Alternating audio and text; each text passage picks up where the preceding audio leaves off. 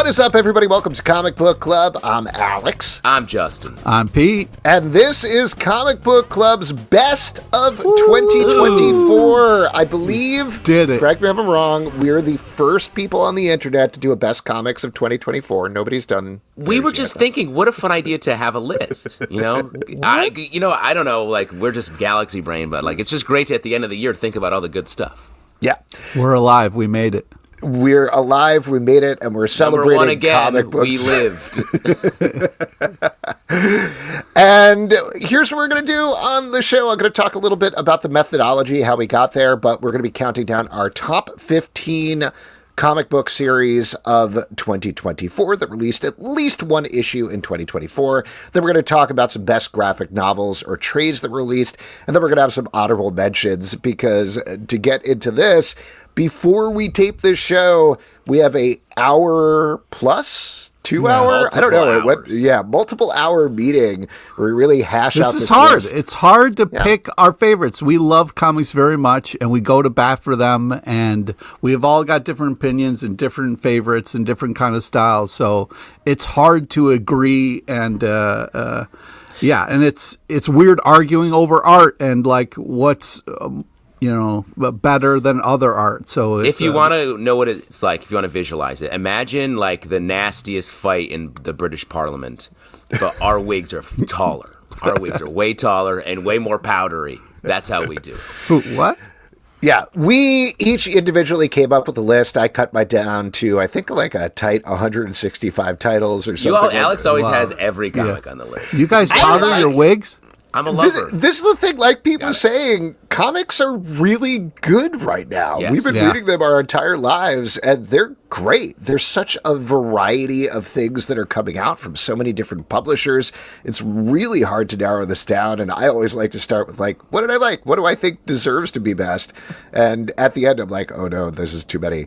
But then we each individually cut them down to 25. We weighted them, ranked them through together, and started that as a place of discussion to get to the list that we ended up with here. And it's a variety of titles from a variety of publishers, as we're going to get into in a moment.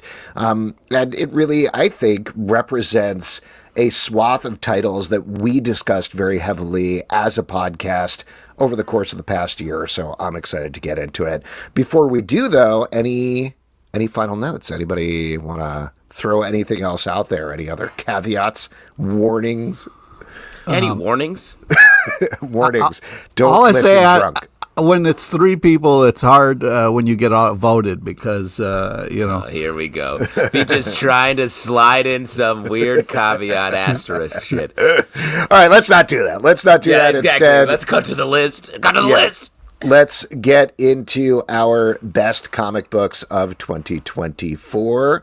I'm going to hide this little banner here so you can see our beautiful faces. All right, so here we go. We're going to kick it off with number 15 on the list. Storm from Marvel Comics, written by Murewa, Ayodele, art by Lucas Werneck. And Pete, why was this number 15 on our list of best comics of 2024? Well, a lot of people think it should be higher, and I thank you for that. But I just think it's one of those things where amazing art. She's an amazing character and told really well in this story. A lot of cool swings coming out of the box. It was just, it's a great adventure with Storm, and it's a total blast. And artistically, it's impressive. Some really epic panels in this. I feel like the X-Men universe has, you don't quite know what you're going to get right now. It's like a little bit figuring out what it is in this new form. And this title just went so hard right out of the gate, because we've only had, 3 issues, I think, this year. And they're pushing Storm into new places while honoring sort of the rich, convoluted continuity around her. This was just such a surprise and a pleasant one. Yeah. Let's move it over to number 14, Nightwing from DC Comics, written by Tom Taylor, art by Bruno Redondo. Justin, take it away. I mean, this book has been much talked about over the entire run that these guys have had on it, and it's just perfect superhero comics, I feel like. Bright, positive Nightwing character, just pure hero energy, Shout out to the Dick Barbara relationship in this comic is so sweet. I'm going to literally reread this comic before the end of the year because it's like holiday spirit injected into your veins. This comic will make you feel better. Yeah, Nightwing is just one of those comics that like it's a DC's putting a lot of great comics right now, but Nightwing has been a staple for years, and they've been doing it really well. And you need staples for comics. You do. Exactly. Two other things that I'll throw out there. We got this 5-part Fallen Grayson arc that wrapped up Tom Taylor and Bruno Redondo's run, and it was utterly fantastic, real mission statement type thing. But also, like we're kind of talking around here, it's just a pleasure when you're reading a run on a comic book and you know, oh, this is going to be an all-timer. This is something we're going to talk about as, oh, you should read Tom Taylor and Bruno Redondo's run on Nightwing for the rest of our lives. And they really stuck the landing here, just like Dick Grayson. Wow, nice. Way to get the trapeze in there. I just want to say, like, who's your writer? It's crazy to read a comic when the creators are so in the pocket.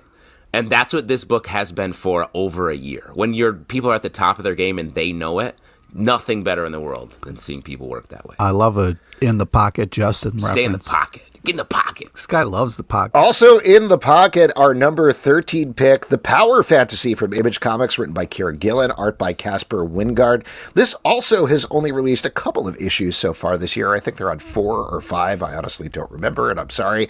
But this has been some phenomenal world building right from the very first issue, presenting a world where there are 6 people with superpowers that can never meet, or it may mean the end of the world. At least that was the concept. However, they have met several times, and there have been some climactic and terrible things that have happened to this world. But most of all, it's just this clarity of focus that Kieron Gillen brings to building this world. It's obviously very metaphorical, going from the Cuban Missile Crisis to 1999 to big turning points in our own world history, slowly filling in those details. And man, Caspar Wjingaard really came out of the gate. I mean, not came out of the gate, but we first started talking about his art with Homesick Pilots.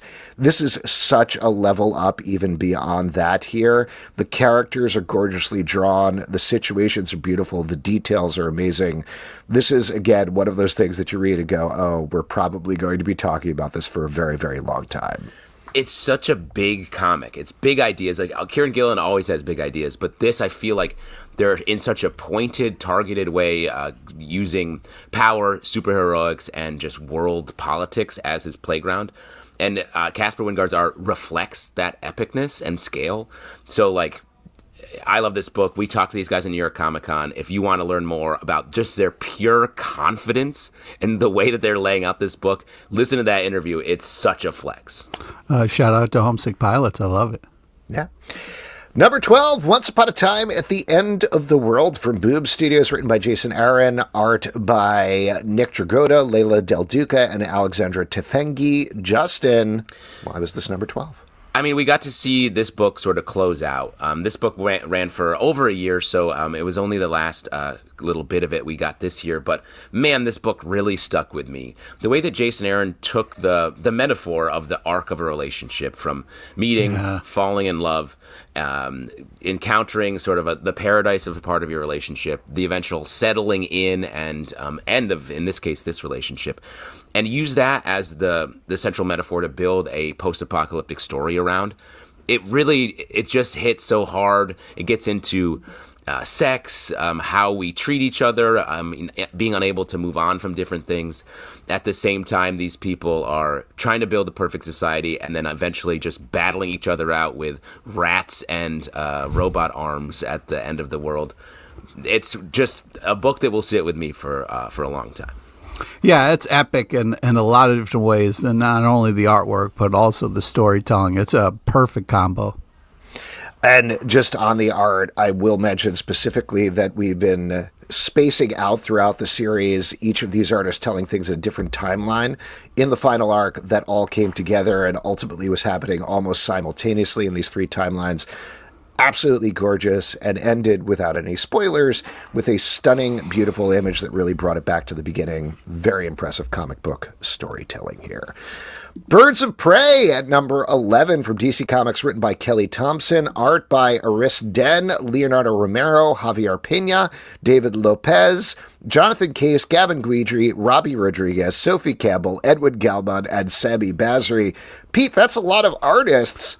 But one writer. How did this work? It was unbelievable. I mean, it's worth it for the art alone. I said that numerous times this year and meant every single one of them. This is artistically an achievement in comics. That should be held up. And I fought really hard to try to get it on higher on the list, but these two guys are relentless. It was fun. It was a unbelievable comic, an unbelievable story, and great use of these characters. The way that this comic switches between artists is so hard to do and have storytelling consistency and have it actually be meaningful. And this book does it perfectly while telling a superhero team story where everyone is just gets to pop when they need to. Yeah, we got a little more than this, but there was one arc that spanned over this year where the Birds of Prey ended up jumping through kind of best way of describing it is the different dimensions that each had different artistic styles, each one tied into a character, a different member of the team. So very creative and pointed storytelling from Kelly Thompson in terms of exploring these team members.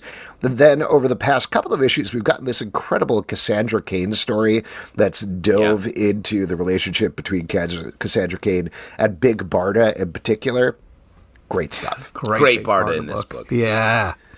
Now we're getting into the top 10 of 2024. Coming in hot at number 10 is The Pedestrian from Magma Comix, written by Joey Esposito, art by Sean Van Gorman. This is, by my note, one of the most creative books on the stands. It focuses on the title character. It's not even really exactly a superhero. He just kind of walks around town and obeys stop signs and go signs as he goes. That's the hero I need in my life. Someone beyond the essential weirdness of the premise and Sean Van Gorman's just purposefully off-putting, strange designs for the characters, it's really just diving into this incredible theme of togetherness in a world that tends to drive us apart, in terms of this pedestrian who helps people cross the street. Just the most basic thing that we should all know and all ignore on a daily basis.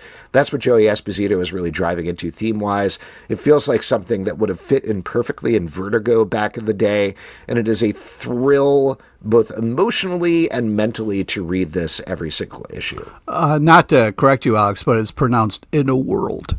Okay. Thank you, Pete. Yeah, nice. No At the end of the year, you got to get that stuff right. Yeah. The other thing I wanted to say about this is the villainy in this comic is such everyday villainy, and it's so sinister and unsettling. And the way that the writing and the art are combining here, it really sort of gets under your skin in a very matter-of-fact way. And it feels really close to my personal life as a city dweller who crosses a lot of streets. I'm terrified every time I see the crosswalk. Whoa. And that's a lot. Yeah, almost every day. And coming in at number 9, it is our audience favorite, Beneath the Trees Where Nobody Sees, from IDW by Patrick Horvath. This is something we asked some folks on Slack and social, and it by far got the most votes, the most picks from our audience who listen and watch the show. Justin, why is Beneath the Trees on here, other than the audience? Of course. Yeah, you sicko. Why do you guys like this book? The best part of this book is that it keeps Pete awake at night. Pete can't sleep because of this book. And what more can you ask for? This guy gets plenty of sleep. He needs to wake up in the middle of the night more often. I think the last 2 issues of this book came out this year, where we saw our storybook character serial killer plot come to a close. We're not going to spoil anything about any of this, but this...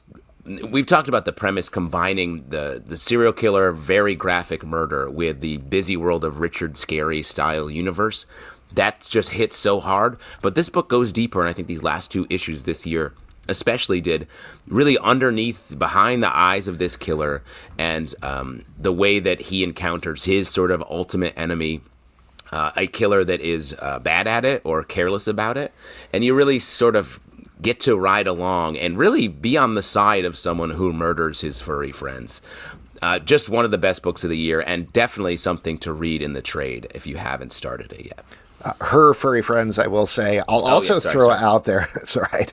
I'll also say the trade collection came out this year, and I know we're not talking about those until later, but it was really impressive to see, at least on ICV2's chart of graphic novels, this hit, I think, number 2 right after Ultimate Spider-Man, which has been a blockbuster hit.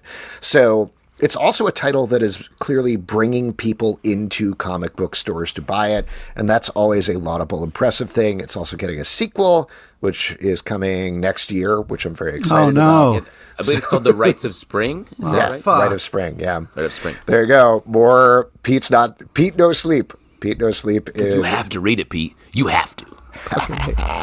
Let's move to number 8, The Absolute Universe from DC Comics. Pete, seems like you couldn't pick a title here. What's going on? Yeah, no, they're all killing it, dude. They're all killing it. Absolute Wonder Woman, unbelievable. Absolute Batman, unbelievable. They're just, we had to say Absolute Universe. Is there a third one? You did. There is. There's a trinity, but there's more. They're doing but such you a only great... mentioned Absolute Wonder Woman and Absolute Batman. So. But do you like them all? Yeah. I'm all in on the DC relaunch here. Why won't you say the third one? Say its name. My God. Say oh my God! What is your guys' deal? Just such creative. We've seen so many different Wonder Woman stories, so many different Batman stories, so many different Superman stories, but this is done so well, so unique, so different.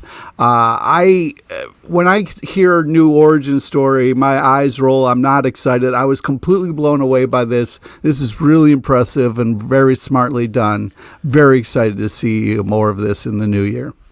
The thing I'll add here is, when you do like sort of an ultimate universe, in this case, absolute, that sort of, it always feels like it's shout out to the vodka. Yep, always. It's boiling down the characters to some sort of more easily accessible, essential core idea. Or at least having them, in the ultimate case of the original Ultimate Universe, making them all the same. And sort of like, these guys are more hard-edged. What I love about Absolute is they made weird choices in different ways for each different character, and they're really going to let them play out. Like, the Wonder Woman, the fact that she's just from hell now is awesome, and it's dark, but they're really using it as a way to drive the stuff, the mythology we know about Wonder Woman forward in a way that I don't think we'll expect or see coming. Same for Batman, same for Superman.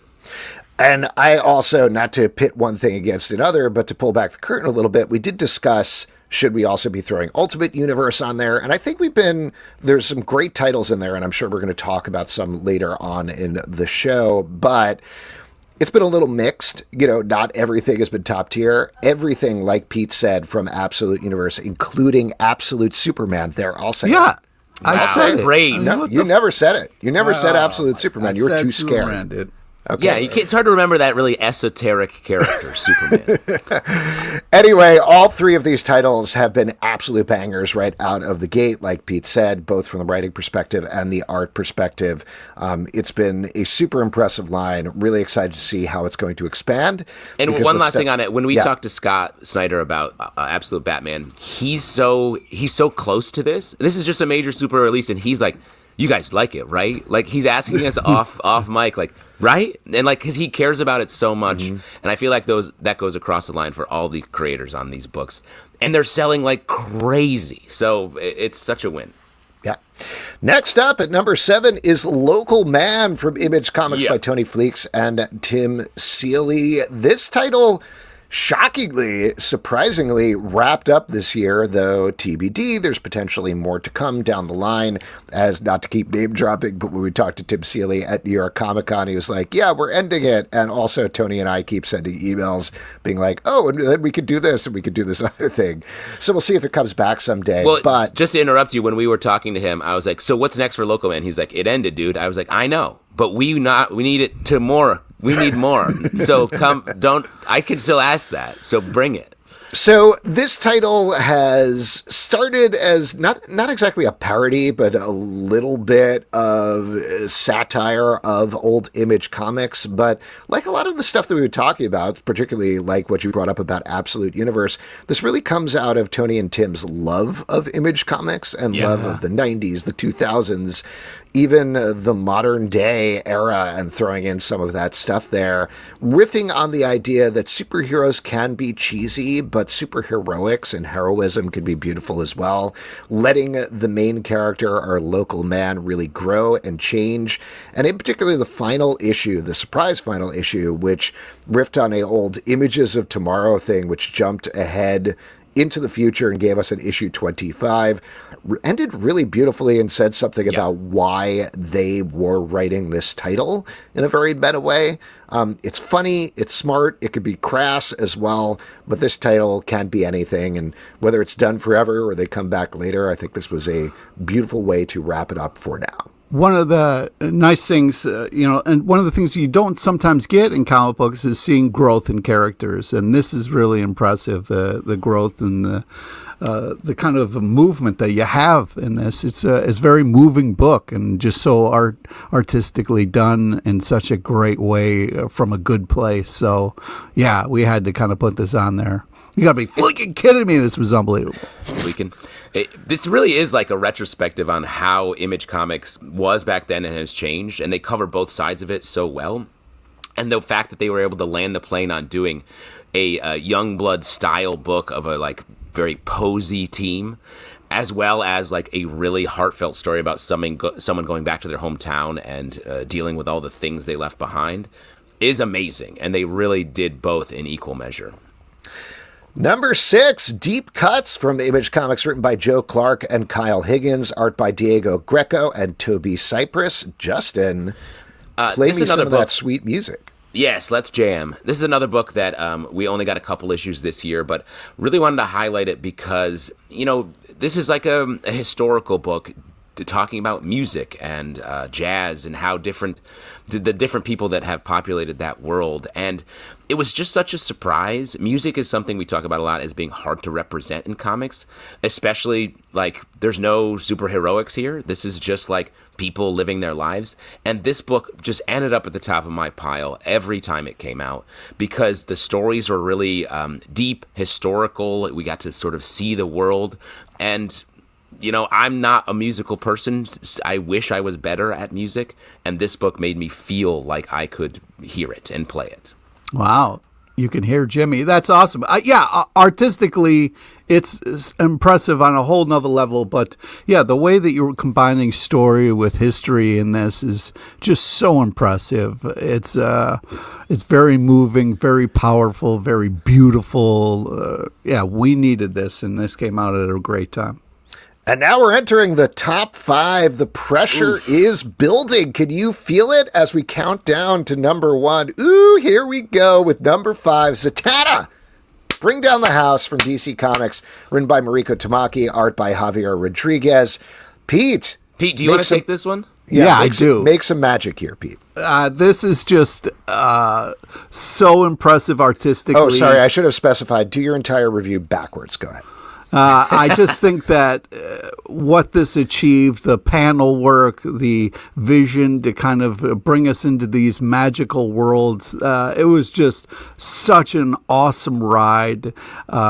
Justin was talking about, the top of the stack. This, every week that we got to read this, it was just so fun to kind of open this up and dive into this unbelievable world. Really impressive writing, so impressive art. I hope they teach classes on this after this. This is just glorious. Yeah, I mean, this is such a pleasure. Zatanna's a character that, pops up more and more, I feel like, in the main DC universe. She seems very popular right now. And to be able to... so hot right now. She's so hot right now. To be able to sort of go back and focus on just her in such an artistically, relevant and interesting way was great. Yeah, this is a world that I would love to see more of. I know they don't necessarily do Black Label sequels, but like we've been talking about, Javier Rodriguez, the art is just absolutely next level throughout this book. And Mariko Tamaki set up this great new take on magic in the DC universe that potentially set it up for a sequel. So I guess we'll see what happens. But if this is all we get, it did in fact bring down the house. And at number 4, what else but Fantastic Four? Oh, you see what we did there? That was actually a coincidence. I want to clarify. It just sort of worked out that way. We didn't push it down the list or anything. Written by, from Marvel Comics, written by Ryan North, art by Carlos Gomez, Francesco Morotorino, Ivan Fiorelli, and Stephen Cummings. Every single issue of this is great, and it has been great for 20-something, almost 30 issues at this point. There is no bad issue of Ryan North's run on Fantastic Four, but more specifically, every issue is its own essentially done in one. Even the two-parters that they've had, the rare two-parters, they still stick to the single issue, and that's such a rarity to have such creativity, such science-based or science fiction-based concepts in every single issue. But it also doesn't forget to the characters. If you're watching the video version of the show, you can see the issue I chose was number 20 for the highlight here, which just had the Thing and Human Torch. Hell yeah. Trying to get jobs and working at a grocery store. And it was so funny and so fun, but also had something to say in terms of why it's not bad, even though it's looked that way, to be employed in a service job. So there's some real thought and mission going on behind this, down to the extremely goofy and insane issue where Reed and Johnny tried to plug up a blood hole in the basement. There's big storytelling, there's smart storytelling, there's emotional storytelling. This runs the gamut. This is, like we were saying with Nightwing, I think one of those Fantastic Four runs we're just going to be talking about for a long time. I love it.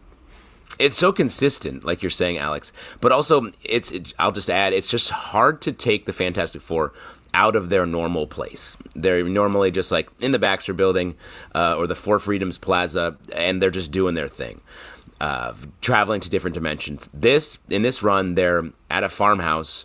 Everyone's out of their element a little bit, but it still feels like very core Fantastic Four storytelling. Again, and also super positive, super bright and shiny. Love it. Next up, top 3 coming in with Teenage Mutant Ninja Turtles from IDW, written by Jason Aaron, art by Joel Jones, Raphael Albuquerque, Cliff Chiang, Chris Burnham, and Derek Robinson. Pete, do you love being a turtle? Oh, man, come on. What year is it, dude? Are you kidding me? Teenage Mutant Ninja Turtles are back. Yeah, this was glorious. What a resurgence. What a just kind of bringing it back to the old Eastman and Laird style. I'm so happy that this is kicking ass again and taking numbers. This is just, I'm very excited. I feel like a little kid again when I get to read Teenage Mutant Ninja Turtles, and this was impressive artistically and what they did with the characters, and this whole kind of like we're just getting little glimpses of each turtle and what they've been through. It's been a surprising, delightful, and just fucking badass. Yeah, I think we've gotten 5 issues so far for this year, and it is really good. I wanted to say that they are really taking risks with it. Like you're saying, Pete, the turtles are back, but they're also in different places. They're all over the map, and they have to come together. Even Casey Jones, who is like just really good at shopping at sporting goods stores as a hey, come on, dude! Don't take shots. Don't use this time to take shots at Casey Jones. What's he gonna do? Hit me with a basketball? Oh, dude, come on, anyway, bro! I like this book. I love this as well, and just to add on to what you guys are saying, this really brings me back to the best of the original era, Eastman and Laird, where you had humor, you had heart, but the turtles were also in real danger at certain points, something that I feel like is missing sometimes. You get that here. They're really on their back legs the entire time as they're split apart. Yeah, they're stuck in their shells. Exactly. They've got to poke, anytime they poke their neck out, it's going to get cut off. And tonight, I dine on turtle soup. Oh, no. Dude, don't you dare. Each issue stands as its own character piece so far that Jason Aaron is writing, and it's just been a smart way to reintroduce the Turtles to a new generation. But again, I know I'm very focused on the single issue, but I think that's such a great way to space this out here.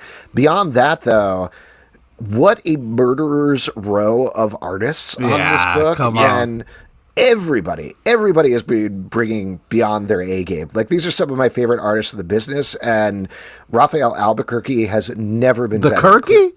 Cliff Chiang has never been better. Not to not shout them out, but Joel Jones, Chris Burnham, Derek Robertson.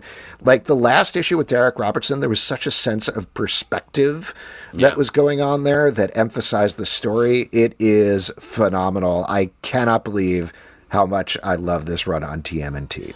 I was just down at Murderers Row. You guys got to check it out. There's all murderers there, and it's great to see what it's they're just a up row to. Of them. They're all lined it's just up. in a row. That's I would crazy. say the police should go to Murderers Row and start making some arrests, because those guys they're killing people. I don't know. They're killing people. Their art is very good, though. That's all I'm very good artists.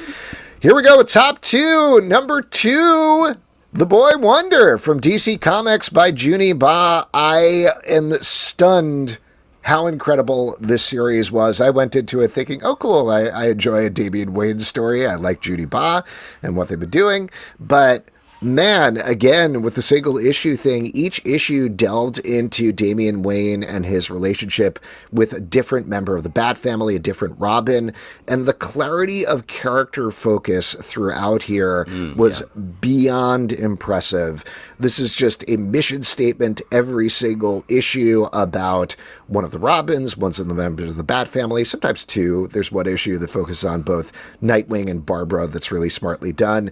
But also, in terms of taking Damian Wayne and also an overall mission statement on him, who he is and where he potentially could be. This is a Black Label book, so it's out of continuity. But I thought that was fantastic. And last thing that I'll say about it, and then if you guys want to add anything, this is also a Black Label book that you can give to anybody who is interested in the Robins or the Bat family. A lot of the books air a little more adult, like Zatanna. I would not necessarily say, here, kids, read Zatanna with this sex scene with John Constantine and Zatanna. There you go. Hot scene, though. For a kid who's ready for it, give it. You know? But here, this was just absolutely wonderful across the board, every single issue. I thought this was great. Yeah, I agree with what you're saying, Alex. The only thing I would just like to add is just artistically, it was just magical and really brought you into this tale so well. Like, they really felt like they took the time to set it up and bring you into this world. And it was really impressive, every issue, and it was such an achievement.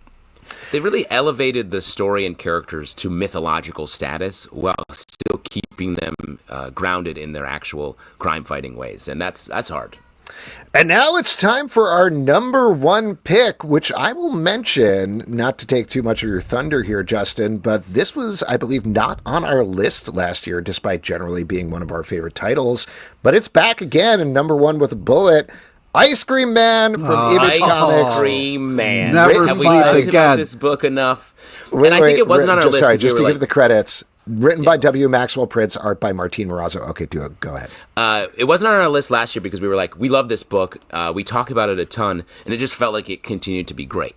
So why is it at number 1 on our list? Is because it got even better. It really Which is just, really it's impressive. Impossible. The bar is so high, and yet this man of ice cream keeps hitting. We keep getting teased with a deeper, darker mythology here, and I feel like it's getting closer, but it doesn't matter because each standalone issue is such a statement.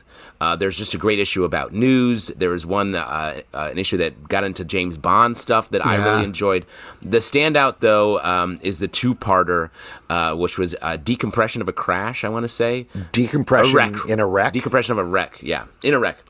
And just upsetting, just beautifully done from a writing perspective and artistically. I'm not a go-by-the-art guy, but at New York Comic Con, I got a panel from Martin that just is beautiful from Decompression in the Wreck. And you haven't framed that yet? You're just letting that sit Yeah, you're loose in just your house? loosely, Yeah, I can't get it's to the loose in a framers. house with kids. Are you kidding me? Yeah, it's a Have some placemat. respect, dude. We eat spaghetti off of it. Oh my God! That is Does that a stress anybody nightmare. out on this Yeah, podcast? yeah. Just to kind of touch a little bit about what Justin said about the bar. it's impressive what this achieved, because it set the bar with like how creative, how different each issue is. You don't know what you're going to get, and you're like, wow, I was blown away. They can't keep doing this, right? And they did. And not only they went above and beyond what we thought was possible, and artistically, writing wise, just bringing into you what kind of world are we going to do each issue. It was so impressive. I just can't say enough about what it did. The issue we have highlighted here, if you're watching the video, Horror House, was also really good, really poignant, while still being a classic horror story. Yeah, I'm just going to reiterate what you guys said, and I know, Justin, you touched on some of this, but the two-part decompression in a wreck is, I think, their masterpiece. And if you haven't read it, it is two sides of a car crash told over 20-ish pages each, and it's not just a little bit of light satire about decompression in comic books, though it certainly is that, but it also gets to final moments of life, what they would mean for people. Maybe they mean nothing, maybe they mean something, and tells it in very, very different ways over the course of the two issues. You don't need to read both of them, but obviously they're counterpoints to each other, but you can if you want to. And they are phenomenal. There's something I'll be thinking about for the rest of my life. And like you mentioned with the Horror House, I thought that was very timely because there's a constant discussion about Ice Cream Man online about, is this a horror book? What's going on? And this is literally W. Maxwell Prince in the comic book responding to that. And how do you write a horror book when there are so many horrible things in the outside world? It was just an upsetting but pointed comic to release at the end of the year, and very smartly done. Put this book in a frame. It's that good. You have to frame it. Yeah, Justin, take your own advice. If you don't frame it. Take your own advice. I just appreciate it. It feels like they're throwing spaghetti at the wall and then eating the spaghetti off of this comic book. But that's just my take on it. Yeah, accurate take. Great way to end our top 15 here. Why don't we move into best graphic novels? And this is not in any particular order. These are just things that we really like this year. So I wanted to kick it off talking about the one hand, the Six Fingers, which we talked about putting it in the main list, but I think it works so well in the trade. I'm excited to highlight it that way. And this is a series that showed two different sides of a murder mystery in a neo-future city. One, we got to see the guy who may or may not be the serial killer come back after years. The other side, the detective who put the serial killer away twice before. And throughout, beyond being a absolutely beautiful story to look at in both senses, it really just complements each other. It goes in directions you think you know where it's going, and then it goes beyond that. Great writing, great art, and if you pick it up in trade, they present it the right way, where it alternates issues between the one hand and the Six Fingers, and rather than releasing two different trades, I think that's just smartly done. Do not miss it. Also, Houses of the Unholy at Ed Brubaker, Sean Phillips, yearly graphic novel. Such a good, yes. Always an event. Every single one of them is good. Every single one is a must-read. And this one, Ed Brubaker actually came on our live show and revealed this book, so you can go back and listen to that. Yeah. So I have a special place in my heart for it. But it is all about the Satanic Panic. It goes beyond that into edging towards some supernatural stuff and maybe having some supernatural stuff. So it's very different from their regular criminal, very true crime-based output, but always great. Also wanted to mention Peacemaker Tries Hard. The trade of that came out this year. That's by Kyle Starks. And if you love Peacemaker, if you love the TV show, this is a perfect extension of it. Smart, funny, poignant when it needs to be. Kyle Starks put out so much stuff this year, and it's all worth checking out. But this is probably just based on the TV series, the most accessible. And if you're waiting for season 2, that's going to come out sometime in 2025, this is a perfect thing to pick up. It captures the tone and fills the gap really well. Yeah. Pete, you want to talk about something that is not a graphic novel, but we're going to sneak onto this list? Yes, this is a small victory for me. Sneak. Yeah, this is a one-shot. But Sanford Green got to do Doom, and unbelievable, just one shot. The art is just next level. Sanford Green is one of my favorite artists, and this is just such a master class and such a great use of Doom here. I just was really could not be more excited about this comic. So I was super happy that this team was put together to put out this one shot, and I want more. What a surprise this book was. Yeah, and this was by Jonathan Hickman from Marvel, Doom #1, if you want to check it out. And not only is it a tribute to MF Doom, but also it's just this mission statement Hickman has. It's sort of like wrapping up his Fantastic Four and Avengers run in a surprising way. So, yeah, hyping Valyria, as always. I'll mention Somna from Distillery. This is by Becky Cloonan and Tula Lote. This goes back to like Salem witch trial days, gives us a bit of the old supernatural as well as a devilish figure tempts one woman in particular.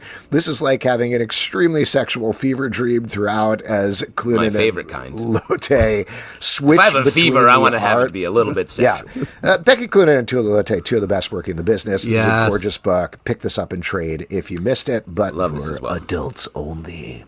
Yeah. And I want to Justin, talk go about ahead. Final Cut by Charles Burns.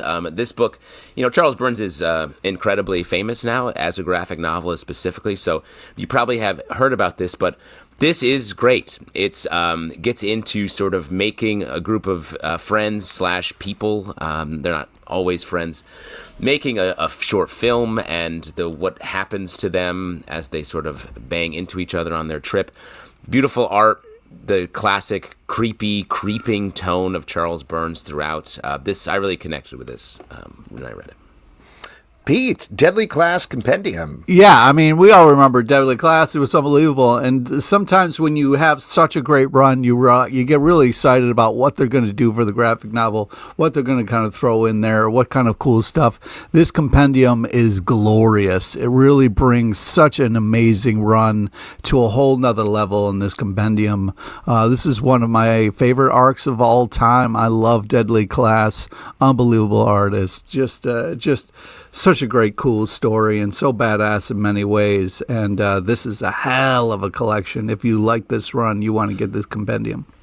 You know what else is a hell of a collection? Hell to Pay, A Tale of the Shrouded College. Keep going, Pete. Never stop talking. Charles Soule. That guy, he really... Yes. Yeah, he's a hell of a writer and really kind of created such a cool... the artist created the world, but man, this is such a crazy cool story, and I was very blown away by this. And gotta make the graphic novel list.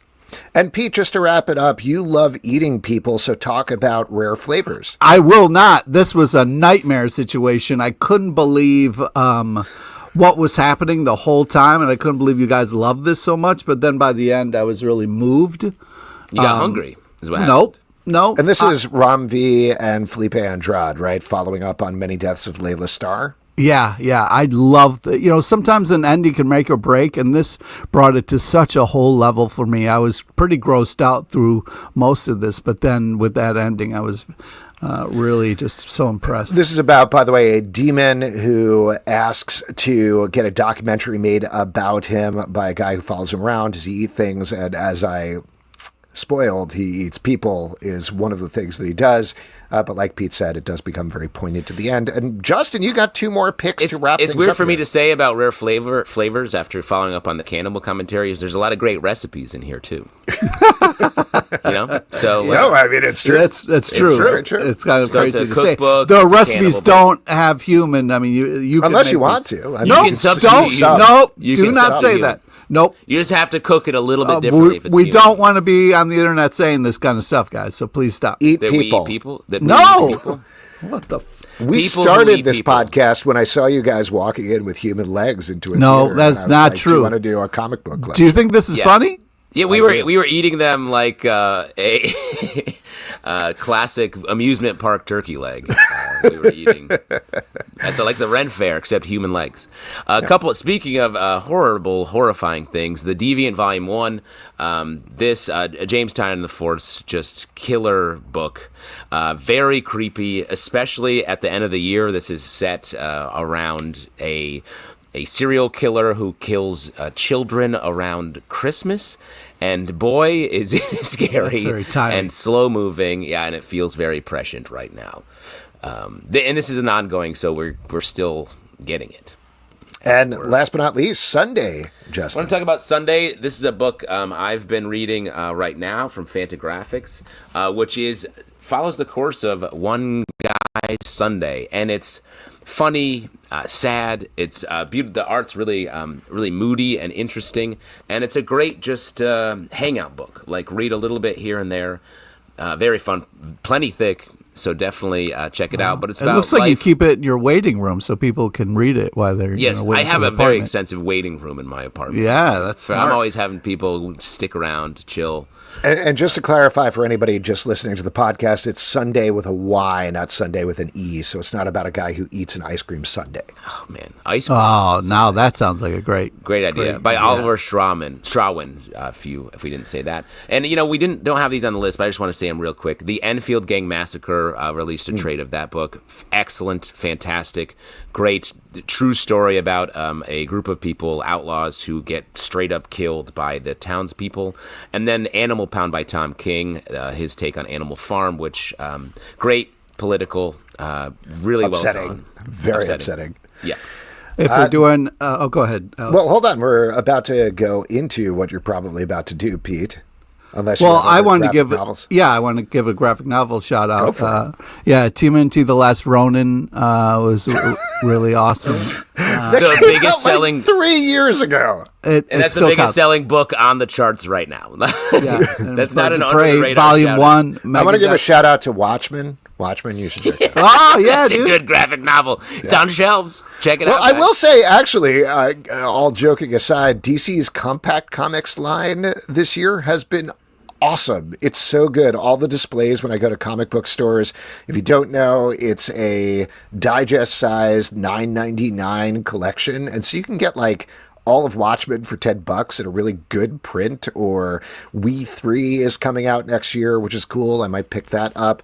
And it's just a great way to get caught up with these like iconic runs on things all in one volume, very affordable. It's really impacted the industry in a crazy way where nobody quite does it right. Like Marvel's like, right. Yeah, we see you. We're doing that, but they're larger and they're $14.99. And Boom next year is like, no problem, $19.99 for a book. So I'm like, no. The key here is the below $10 thing. But yeah. It is what it is. That wraps up graphic novels, but there were a lot of things that didn't make our overall list that were on our personal list. So why don't we talk about some honorable mentions real quick? The HMs. HMs, the other things people should be checking out. Pete, you want to take it away with some HMs? Sure, yeah, definitely. Petrolhead, Titans, Tear Us Apart, Man's Best, The Last Mermaid, Sensational She-Hulk, Sinister Sons. These are just a couple from me that I just wish we could have gotten on the list, but fantastic comics, unbelievable teams on that, and just what a year for comics, man. So happy to be a comic book head because it's been there's a lot of craziness in the world, but at least we have comics. Oh, Justin? That's nice. I've got some from small to big, all across the quadrants. I want to highlight the 0 Hour Anniversary special from DC. Oh, yeah. Oh, wow. Man, I love this. I'm a big 0 Hour guy. That's where we got Starman, a bunch of other like sort of weirder heroes and hero teams, Primal Force. Oh, did you like Starman? This is the first I've ever heard. First you've heard of it. But the 0 Hour Anniversary special did a great job of like really taking it back there. A lot of like specials like this can feel a little bit like just on a whim. This one felt like they really took the time to make this book like the original. So love that.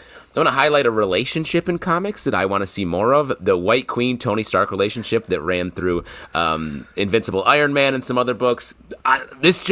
It's so good. And you could see a little ghost of it in the Iron Man stuff right now, but I want this back. This was my favorite thing that happened in Marvel Comics this past year. It was and I do want to impressive. mention, for the record, Justin included White Queen Tony relationship on his list of 25 best comics, and I was like, I don't know how to rank this. I don't know. Like, what is that? A relationship, huh? You like how Wolverine likes claw cutting stuff? That's not a thing in comics. You can say. Hey, speaking of relationships, Wolverine and Storm in the Storm book was fun. That was They a just oh hooked up. shit moment. Wooga.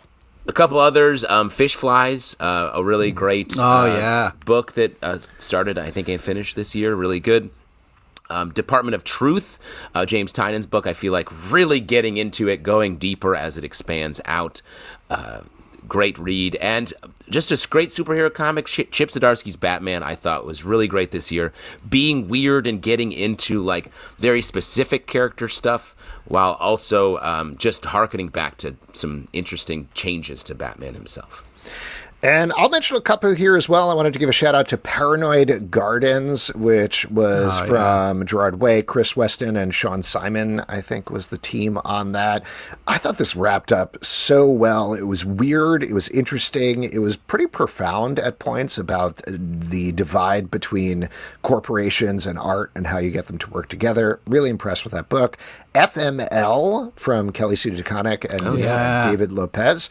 Only 2 issues so far, but that's been endlessly creative in the art and very much a book of our times. Alan Scott, The Green Lantern, I thought was a fantastic miniseries that really got me choked up at certain points, which I was not expecting at all, as delved into the relationship between Alan Scott and the Red Lantern, who was the villain. Really smart, really emotionally done. Universal Monsters Frankenstein, I thought was fantastic.